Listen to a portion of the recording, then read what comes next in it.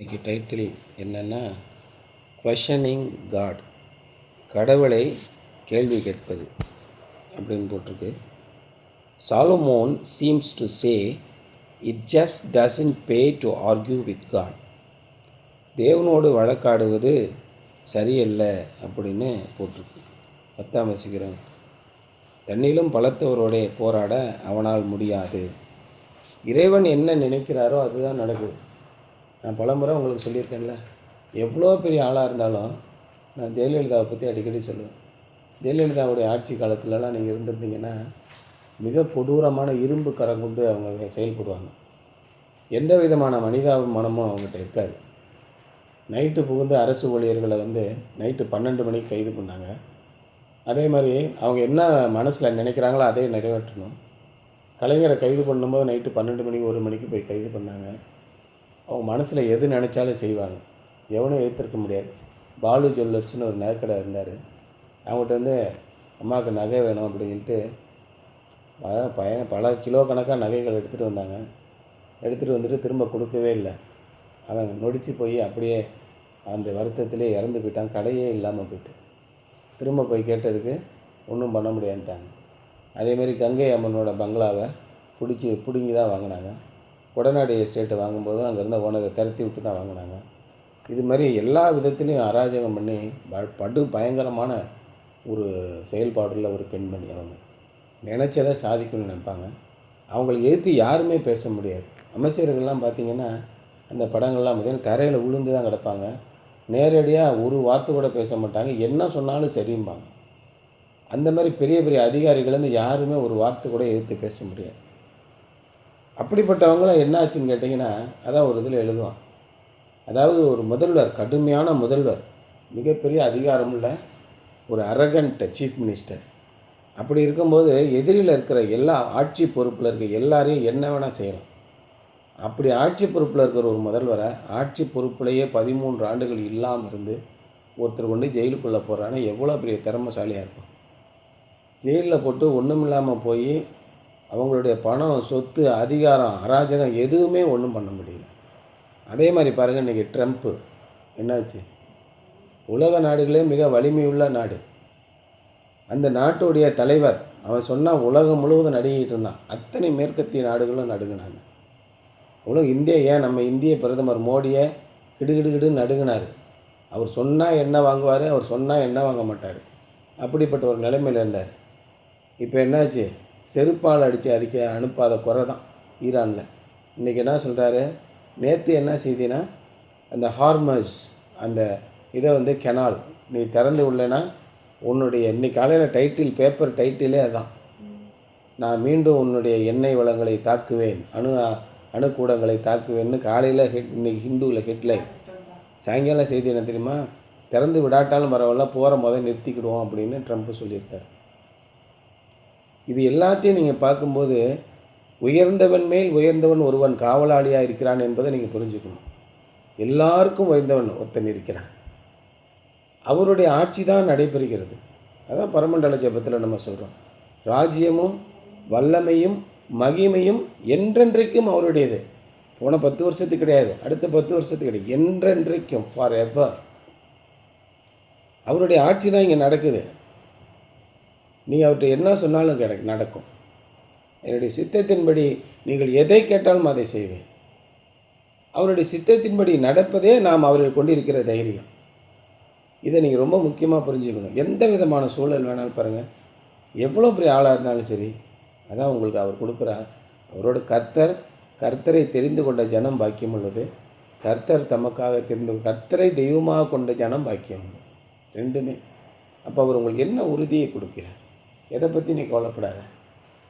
உனக்கு எதிரே வருகிறவர்கள் ஒரு பக்கமாய் உன்னை எதிர்த்து வருவார்கள், பல பக்கமாய் அவர்கள் உன்னை விட்டு தெரித்து ஓடுவார்கள். ஆண்டவருடைய வல்லமையை நம்பாமல் எது பண்ணாலும் அது வாய்க்காது. அதான் சொல்கிறார், சர்வ வல்லவரோட போராட மனிதனால் கூடாது. 10ஆம் வசனம் சொல்கிறாரு, தன்னிலும் பலத்தவரோட போராட மனிதனால் முடியாது. அதான் இன்றைக்கி சொல்கிறார் மெயினாக. Questioning God. Solomon seems to say it just doesn't pay to argue with God. This is the way life is. So just accept it. But is a negative view of the will of God. It gives the impression that God's will is a difficult and painful thing that should be avoided. Solomon என்ன சொல்கிறான்? குடி போதையிலே நிறைந்து போயிருக்கிறான் Solomon. பெண்களிலே மயங்கி போய் திரிகிறான். நான் நான் அறிவை தேட வேண்டும், ஞானத்தை தேட வேண்டும் என்று நான் நினைத்து கொண்டிருக்கும் போதே நான் என் மனதை மதுவினால் நினைத்து கொண்டிருந்தேன் எழுதுகிறான். மதுபானத்தினாலே மயங்குகிற ஒருவனும் ஞானவான் அல்ல. தன்னை புத்திசாலி என்று நினைக்கிற ஒருவனும் ஞானவான் அல்ல. அப்போ தன்னை புத்திசாலி என்று நினைத்து கொண்டே அவன் என்ன சொல்கிறான்? இறைவன் நினைத்ததான் நடக்கும், நம்ம இஷ்டத்துக்கெலாம் அங்கே நடக்க முடியாது அப்படின்னு எதிர்மறையான ஒரு நோக்கத்தில் சொல்வதை போல தெரிகிறது. But his is a negative view of the will of God. தேவனுடைய சித்தத்தின்படி, நம்ம தேவனுடைய சித்தத்தின்படி நடக்க வேண்டும் என்று நம்முடைய மனசில் ஒரு எண்ணம் வந்த உடனே சைடில் ஒரு எண்ணம் வரும். அப்போ எப்பயுமே நீங்கள் சாமியாராகவே தெரிய வேண்டியதானே? உலகத்தில் ஒன்றையும் அனுபவிக்க முடியாது. பைபிள் படிக்கணும், ஜெபம் பண்ணணும், கோயிலுக்கு போகணும், இதான் உங்களுடைய வாழ்க்கையா? இவ்வளோ பெரிய உலகத்திலே எத்தனையோ விஷயங்கள் இருக்கிறதே, அவற்றையெல்லாம் அனுபவிக்கக்கூடாதா? இந்த உலகம் சந்தோஷம் மகிழ்ச்சி என்று கருதுகிற அத்தனையும் ஏன் சட்டங்கள் தடை பண்ணுறாங்க கேளுங்க. அத்தனை நாட்டு சட்டங்களிலும் சூதாட்டம் தடைப்பட்டிருக்கிறது. மது போதையில் தெருவில் நடப்பது தடை பண்ணியிருக்காங்க. விபச்சாரம் செய்வதை தடை பண்ணியிருக்கிறாங்க. அங்கும் இங்கும் நின்று கூக்குரல் இடுவதை தடை செய்திருக்கிறார்கள். ஏன் இதெல்லாம் தடை செய்கிறாங்க? தடை செய்த அத்தனையும் உலகத்தின் சந்தோஷம் என்று இந்த சாத்தான் உங்கள் மனதிலே எண்ணத்துக்கணும். இந்த உலகத்திலே நீங்கள் சந்தோஷம் மகிழ்ச்சி என்று நினைக்கிற, இப்போ டிஸ்கோ டான்ஸ் ஆடுறாங்க, கபாரே டான்ஸ் ஆடுறாங்க, இதெல்லாம் சந்தோஷம்னு மக்கள் நினைக்கிறாங்க. ஏன் இதையெல்லாம் அரசு தடை செய்கிறது? யோசிச்சு பாருங்கள். இறைவனுடைய ஆளுகையிலே எது நியாயமோ அதை நீங்கள் செய்யலாம். அதான் நீங்கள் நீதிமொழிகளில் படிச்சுன்னா, அவனவன் வாயின் பலனால் அவனவன் வயிறு நிரம்பும். அப்படி என்ன விதமாக செய்கிறீங்க? நீங்கள் தவறான கிரியை செய்கிறீங்கன்னா தவறாக நடக்கும். தேவனுடைய சித்தத்தின்படி நடந்தீங்கன்னா உங்களுக்கு எல்லா ஆசீர்வாதமும் சமாதானமும் சந்தோஷமும் நீடிய ஆயுசும் நித்திய பேரின்பும் உண்டுன்னு எழுதியிருக்கு. அவருடைய கருத்தில் இவ்வளவு இருக்குது. நம்மளை அவருடைய கருத்திலிருந்து, அவருடைய சித்தத்திலிருந்து விலகச் செய்வது தான் அவனுடைய நோக்கம். அதே நோக்கத்தில் சாலமோன் சொல்கிறா பாருங்க, but his is a negative view of the will of God. தேவனை அவருடைய சித்தத்தின்படி நடக்கணும்னு நீங்கள் முயற்சி பண்ணுறீங்க சார். அவருடைய சித்தம் என்ன? பைபிளை தூக்கிட்டே தெரிய வேண்டியது. இதற்காக ஜவுளி கடை பொம்மை மாதிரி 4 முட்டாள்களையும் கிறிஸ்தவர்களாக வைத்திருக்கிறார். அவங்க எப்படி ஜெபம் பண்ணுறாங்க? ஆண்டவர் எங்களை மிகவும் ஆசீர்வதித்திருக்கிறார். ஆண்டவரே, உங்களுடைய விசுவாசத்திலே நாங்கள் வளர செய்யும். நாளை காலையில் சாப்பாடு இல்லைன்னா கூட பரவாயில்ல ஆண்டவரே, நாங்களும் உண்மை விசுவாசித்திருக்கிறோம். இப்படியெல்லாம் ஆண்டவர் இருக்க சொன்னாரா? நல்லா யோசனை பண்ணி, எங்கேயாவது ஒரு இடத்துல ஆண்டவரே நான் தொடர்ந்து 15 நாள் பட்னியாக இருந்தாலும் உண்மை உறுதியாக பற்றிக்கொள்வேன் அப்படின்னு ஜெபிக்க சொல்லி கொடுத்தாரா? அவர் என்ன சொன்னார்? அன்றன்றுள்ள ஆகாரத்தை இன்று எங்களுக்கு தாரும். என்ன ஆகாரம்? உலகத்திலே ஒரு மனுஷனும் அது வரைக்கும் சாப்பிட்டதே கிடையாது. ஃப்ரெஷ்ஷான மண்ணாக கொடுத்தார். ஞாயிற்றுக்கிழமையான காடையை கொடுத்தார். எப்படி? உலகத்திலே அதி உன்னதமான தானியத்தினாலே உங்களை போஷிப்போம். நீங்கள் பாலும் தேனும் கொள்ளுங்கள்.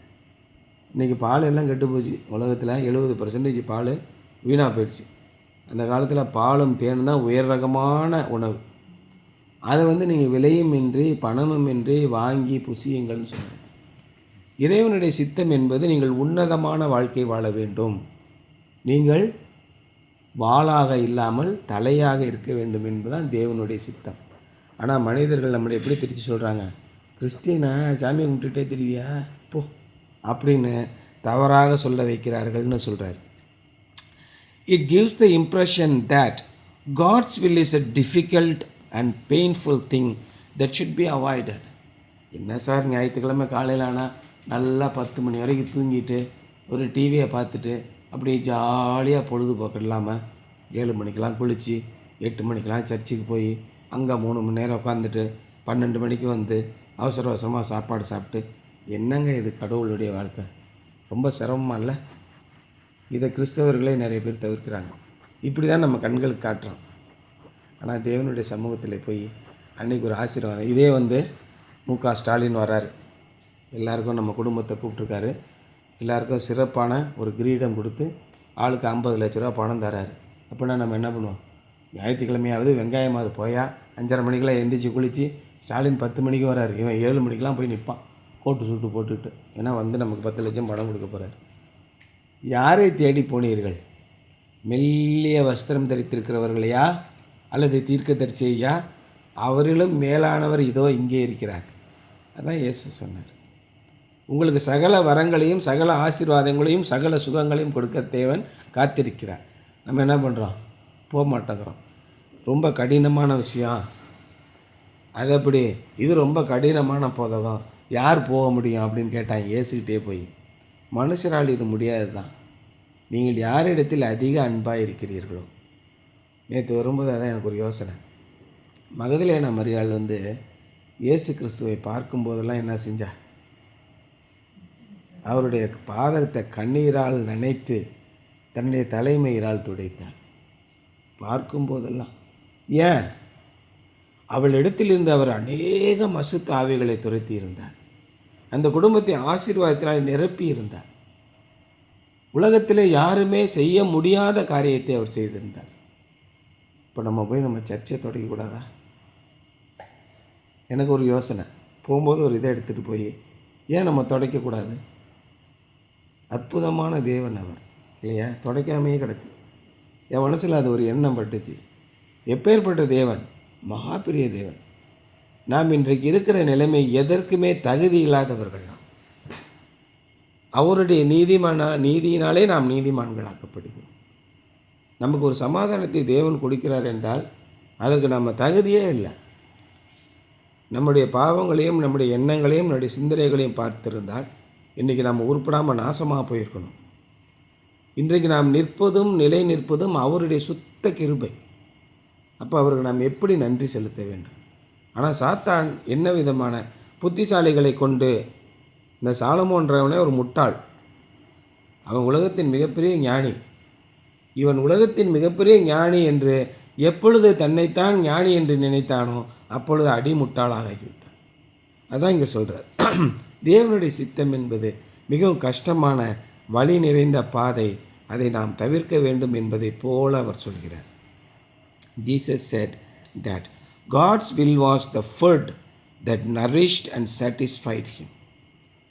தேவனுடைய அப்பம், அவருடைய விசித்தம் தான் நம்முடைய வாழ்க்கையை செழிப்பாக்குகிற, திருப்திப்படுத்துகிற ஒரு அப்பம் என்று சொல்கிறார். It was meet not medicine. அது மருந்து கிடையாது, அது போஷாக்குள்ள ஒரு ஆகாரம். அது பிரியாணி மாதிரி. Insisting on having our own way isn't freedom at all. எனக்கு பிடிச்சாதான் நான் செய்வேன் அப்படிங்கிறது சுதந்திரமே அல்ல. கட்டுப்பாடுள்ள ஒரு சுதந்திரம் தான் என்றைக்குமே நிலை நிற்கும். கட்டுப்பாடற்ற சுதந்திரம் என்ன இருக்கும்? ராஜா இல்லாத நாட்டிலே ஜனங்கள் தரிகட்டு போவார்கள்னு இருக்கும். சட்டம் ஒழுங்கே இல்லைன்னா ஒரு நாடு எப்படி நல்லா இருக்கும்? தடி எடுத்தவனெல்லாம் தண்டல்காரன்னு முன்ன இருக்கும். நாங்களாம் உங்களை மாதிரி சின்ன பிள்ளையாக இருக்கும்போது ரவுடிகள் அங்கங்கே இருப்பாங்க. அருவாளை, இந்த சினிமா நம்ம வடிவேல் படத்துலலாம் பார்த்துருக்கீங்களா? ஒரு அருவாளை எடுத்து அப்படியே டக்குன்னு கொத்துவாங்க. உடனே கையில் காலில் இருக்கிற அத்தனையும் கொடுத்துருவான். ரவுடி வந்துட்டானாலே நடுங்குவாங்க. போலீஸ்லாம் ஒன்றும் பண்ண முடியாது. போலீஸ்லாம் இந்த காலத்தில் எப்படி இருப்பாங்கன்னு நினைக்கிறேன்? நீட்டாக குருவி சுடுற துப்பாக்கி ஒன்று வச்சுருப்பாங்க. அரைக்கால் டவுசர் போட்டு சைக்கிளில் வருவார். போலீஸே அப்படியே போயா அப்படிமா போயிடுவார் போலீஸே. அந்த மாதிரி காவல்துறையின் ஆரம்ப கட்ட நிலையில் இன்றைக்கி என்ன ஆகும்? சைரன் வச்சு ஜீப் வரும், AK-47 வச்சுருக்கான், மண்டையை பொழந்துடும் ஏதாவது எடுத்து பேசணுன்னு. உள்ளே வச்சு அக்கா பிரிச்சிடுவாங்க இன்றைக்கெலாம். அதுக்கப்புறம் நீதிமன்றத்துக்கு வாய்தா போய் அழிஞ்சு போடுவான். 10 வருஷம் வாய்தா போவான். ஏன்டா இந்த பிரச்சனையை பண்ணணும்னு நினைக்கிற அளவுக்கு சட்டம் ஒழுங்கு அப்படி இருக்குது. இன்றைக்கும் வடநாட்டிலலாம் போனீங்கன்னா ரவுடிகள் சாம்ராஜ்யம் தான் இன்றைக்கி நடந்துக்கிட்டு இருக்குது. போலீஸ்லலாம் போய் கம்ப்ளைண்ட் பண்ண முடியாது. வடநாடுகளில் இன்னும் இப்போ மோசமான நிலைமை தான் இருக்குது. தமிழ்நாடு மாதிரி சட்டம் ஒழுங்கு கட்டுக்கோப்பான மாநிலம் கிடையாது. வெளிநாடுகளுக்கு இணையாக இன்றைக்கி இருக்குது. அப்படி ஒரு கட்டுப்பாடுள்ள ஒரு சுதந்திரம் தான் என்றைக்குமே நமக்கு ஆசீர்வாதத்தை தரும். கட்டுப்பாடற்ற சுதந்திரம் என்னாகும்? பொறுக்கிகளும் இந்த மாதிரி ரவுடிகளும் அதிகரிக்க ஒரு வாய்ப்பாக உருவாகும். இன்றைக்கி முதலமைச்சரே தவறு பண்ணாலும் கோர்ட்டில் கொண்டு நிப்பாட்டிடுறான். இன்றைக்கி வடநாட்டில் பிஜேபி அமைச்சர்கள் முதலமைச்சர்கள் தப்பு பண்ணால் கூட, சாதாரண ஒரு ஜமீன்தார் தப்பு பண்ணால் கூட வண்டியை விட்டு ஏற்றிருக்கான், 5 பேர் சாவடிச்சிருக்கான், ஒரு குற்றமும் செய்யவில்லைன்னு வெளியில் வந்துட்டான். ஜட்ஜிக்கு பணம் கொடுக்குறாங்க, நீதிமன்றம் தலைகீழாக இருக்குது. வடநாட்டில் தமிழ்நாட்டில் இருக்கிற மாதிரி நீதிமன்றங்களை நீங்கள் பார்க்க முடியாது. தமிழ்நாட்டில் இருக்கிற நீதிமன்றமே மோசமான நீதிமன்றம் நம்ம சொல்கிறோம். அப்போ வடநாட்டில் எவ்வளோ மோசமாக இருக்கும் பாருங்கள். ரொம்ப மோசமான, அப்படி கட்டுப்பாடு இல்லாத ஒரு சுதந்திரம் இருக்கும்போது அழிந்து போவார்கள். தேவனுடைய சித்தம் இங்கே என்ன சொல்கிறாருன்னா, இப்போ என்ன சொல்கிறார் இப்போ 2வதுல, it is not a medicine, it is a meat, it was a meat not medicine, insisting on having our own way is in freedom at all, it is a worst kind of bondage. நான் என் இஷ்டப்படி தான் நடப்பேன்னு எப்பெல்லாம் நீங்கள் நினைக்கிறீங்களோ உங்களுடைய வாழ்க்கையை நீங்கள் அழித்து போட்டு கொண்டிருக்கிறீர்கள். ரொம்ப முக்கியம். எனக்கு தெரியும், உன் வேலையை பார்த்துட்டு போ அப்படின்னு யாரெல்லாம் சொல்கிறாங்களோ ரொம்ப ஆபத்தான நிலைக்கு போய்கிட்டு இருக்காங்க. அதான் ரொம்ப இன்றைக்கி படித்த 12ஆம் அதிகாரத்தை பாருங்கள், நீதிமொழிகள் அதை பற்றி தான் போட்டிருக்கோம். நம்ம இஷ்டப்படி தான் தோன்றித்தனமாக நடந்தால் it is the worst kind of bondage. In fact the most terrible judgment we could experience in this life would be to have God give us up and let us have our own way. இந்த உலகத்திலே நான் பெறக்கூடிய மிக மோசமான ஒரு தண்டனை, ஒரு நியாய தீர்ப்பு அப்படின்னா, ஆண்டவர் நம்மை பார்த்து எப்படியோ போ உன் வழியில் அப்படின்னு கைவிட்டு விடுவது தான். ஆண்டவர் நம்மோடு கூட இருக்கிற வரைக்கும் நாம் மிகுந்த பலமுள்ளவர்களாக இருப்போம். அப்படியா, உன் இஷ்டப்படி நடந்துக்கணும் விருப்பப்படுறியா, தாராளமாக போய்க்கோன்னு ஆண்டவர் கைவிட்டு விட்டார், நிச்சயமாக நாம் ஒன்றுமில்லாமல் போய்வோம். இன்றைக்கி ஆண்டவரே வேண்டாம், ஆண்டவருடைய கிருபை வேண்டாம், அவருடைய இரக்கம் வேண்டாம் என்று சொல்லி திரிகிற கிறிஸ்தவர்கள், மூப்பர்கள் 70 வயசு 80 ஆனவர்கள் என்ன சொல்கிறாங்க, ஆண்டவருடைய கிருபை இல்லைன்னு சொல்கிறாங்க. அவர் சொல்வதுதான் உண்மை என்று சொல்லக்கூடிய சகோதரர்கள் இருக்காங்க பாருங்கள், அவருடைய பின்பற்றுகிறவர்கள் இருக்காங்க. எங்கே போய் முடியும் பாருங்கள். அவருடைய முடிவை நான் பார்த்தேன், அது எப்படி இருந்தது, ரொம்ப பயங்கரமாக இருந்தது. God is free to act as he sees best. தேவன் தமக்கு சித்தமானதை எல்லாம் செய்வார். அவர் நீதிபரர், எல்லாம் ஏற்கனவே செட் ஆகிருக்கு. அவர் தமக்கு பிரியமானதை செய்கிறார். He is not a prisoner of his attributes. ஆகவே அவர் தன்னுடைய குணாதிசயங்களினாலே கட்டுப்படுத்தப்படுகிற ஒரு சிறை கைதி அல்ல. His creation or his eternal purposes. You and I may not understand how God exercises his freedom, but it isn't necessary for us to know all. தேவன் எப்படி செயல்படுகிறார், ஏன் செயல்படுகிறார், எதற்காக இதையெல்லாம் செய்கிறார் என்பது நமக்கு தெரியாமல் இருக்கலாம். நாம் ஒரு படைப்பு, அவ்வளோதான். அவருடைய ஞானம் எப்பேற்பட்ட ஞானமாக இருக்கும். அவை எல்லாவற்றையும் தெரிந்து கொள்ள வேண்டும் என்ற அவசியத்தினாலே இறைவனை பற்றி அநேக கேள்விகளை கேட்குறாங்க. அறிவியல் விஞ்ஞானிகள் கேட்குறாங்க, கடவுள் மறுப்பாளர்கள் கேட்குறாங்க, இறை நம்பிக்கை குறைந்து போனவர்கள் கேட்குறாங்க. இந்த பாட்டு இருக்குல்ல, தினகரன் பாட்டு, ஒரு பாட்டு, ஐயம் மிகுந்ததோர் காலத்தில் ஆவி கூரை வாழ்த்தான்.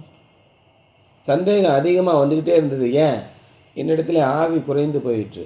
அப்போ கிறிஸ்தவர்கள் ஒழுங்காக ஜெபிக்கவில்லை, ஒழுங்காக தேவனை தேடவில்லை என்றால் சந்தேகம் வந்துக்கிட்டே இருக்கும். ஆண்டவரை விட்டு விலகி போய்கிட்டே இருப்பீங்க.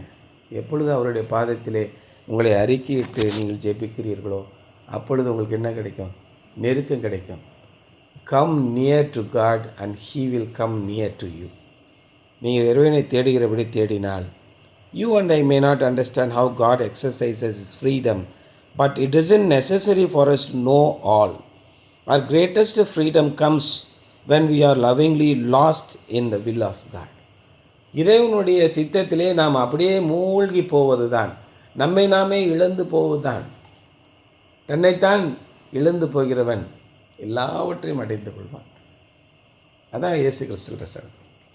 தன்னைத்தான் ரட்சிக்க விரும்புகிறவன், காப்பாற்றிக்கொள்ள விரும்புகிறவன் எல்லாவற்றையும் இழந்து போவான்.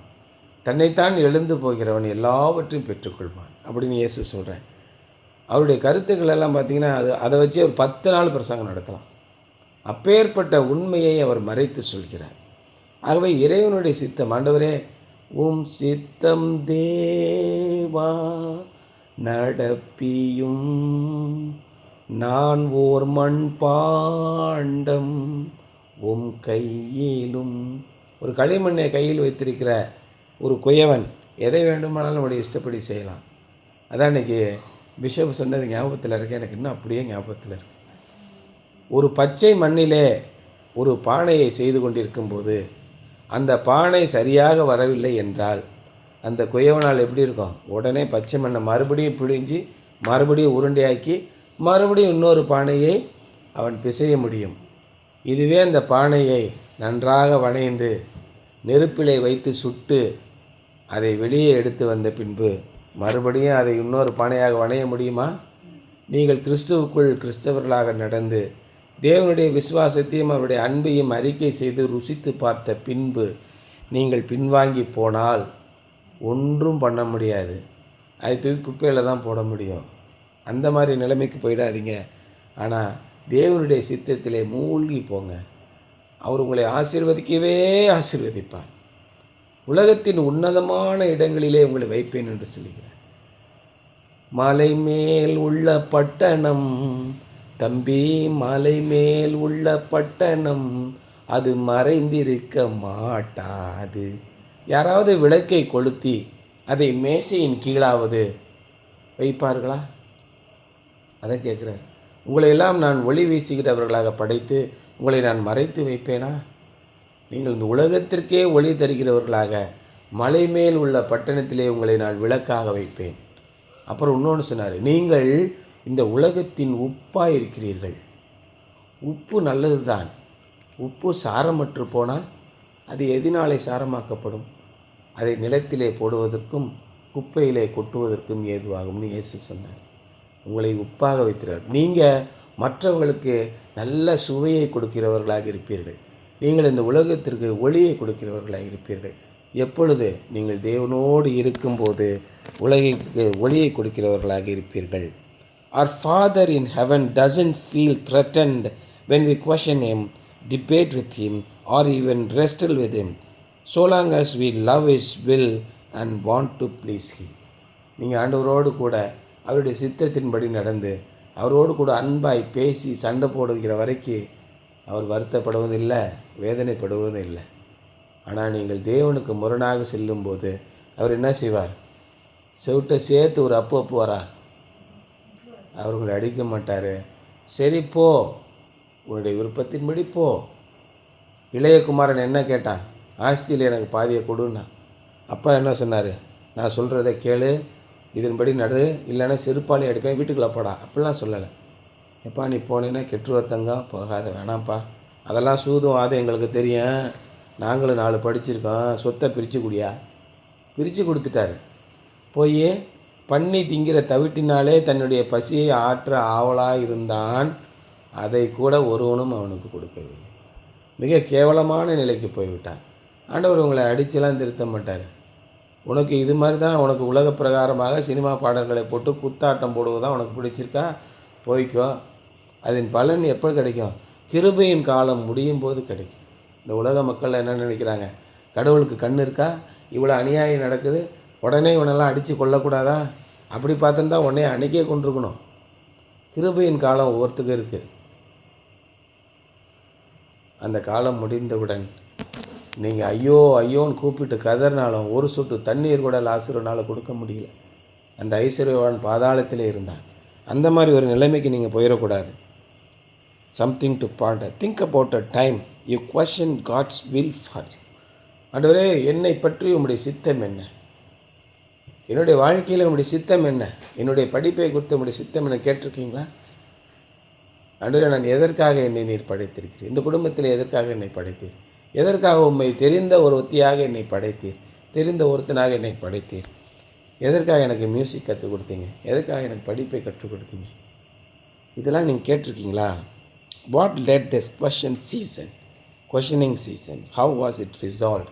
இந்த கேள்வியை கேட்கும் பருவம் எப்படி ஆரம்பித்தது? அது எப்படி தீர்ந்தது? அந்த கேள்வி எப்படி தீர்ந்து போகும்? நீங்கள் தனி ஜெபத்தில் ஆண்டவர்கிட்ட கேட்க கேட்க கேட்க அவர் உங்களோட பேசிக்கிட்டே இருப்பார். இந்த உலகத்தால் பதில் சொல்ல முடியும். நான் ஒரு முறை போய் கேட்டேன் ஒரு ஐயர்கிட்ட போய், ஐயா இது மாதிரி ஒரு விஷயம், அதோடய விளக்கம் என்ன அப்படின்னு பைபிளை பற்றி ஒரு விஷயம் கேட்டேன். அவர் பாட்டு என்னத்தையோ ஒன்று சொல்லிட்டு கிடந்தார். எனக்கு ஒரே மண்டையாக குறைஞ்சிக்கிட்டு இருந்தது. என்னடா அது இந்த மாதிரி இருக்காதே. அப்புறம் போய் ஜெபம் பண்ணேன். உனக்கு எந்த கேள்வினாலும் என்கிட்ட கேட்க வேண்டியதானே, நீ ஏன் போய் அங்கே கேட்குறேன்னு கேட்டார் ஆண்டவர். அப்புறம் அதை சொல்லி கொடுத்தாரு. இதுதான் விஷயம். ஆண்டவர் உங்களுக்கு சொல்லி கொடுக்கும்போது மிகப்பெரிய சமாதானமும் சந்தோஷமும் நகைப்பும் மகிழ்ச்சியும் உங்களுக்கு வரும். அதான் இறைவன் பேசுவதுடைய அடையாளம். இறைவன் உங்களை விட்டு போய்விட்டால் மனதில் இருக்க துக்கம், சோகம் இருக்குது பார்த்தீங்களா, மிக கொடூரமான வெறுமை இருக்கும், நிம்மதியே இருக்காது. இதுதான் இறைவன் உங்களோடு கூட இருப்பதற்கும் இறைவன் உங்களை விட்டு போவதற்கும் உள்ள வித்தியாசம். ஆகவே நீங்கள் மிகுந்த எச்சரிக்கை உள்ளவர்களாக இருங்க. தேவனோடு கேள்வி கேட்கும்போது அவருடைய சித்தத்தினாலே அமைதியாக கேளுங்கள். தேவனுக்கு எதிராக போர் செய்கிறவர்களாக காணப்படாதபடிக்கு பாருங்கள் என்பது தான் இன்றைய சிந்தனை. சரியா?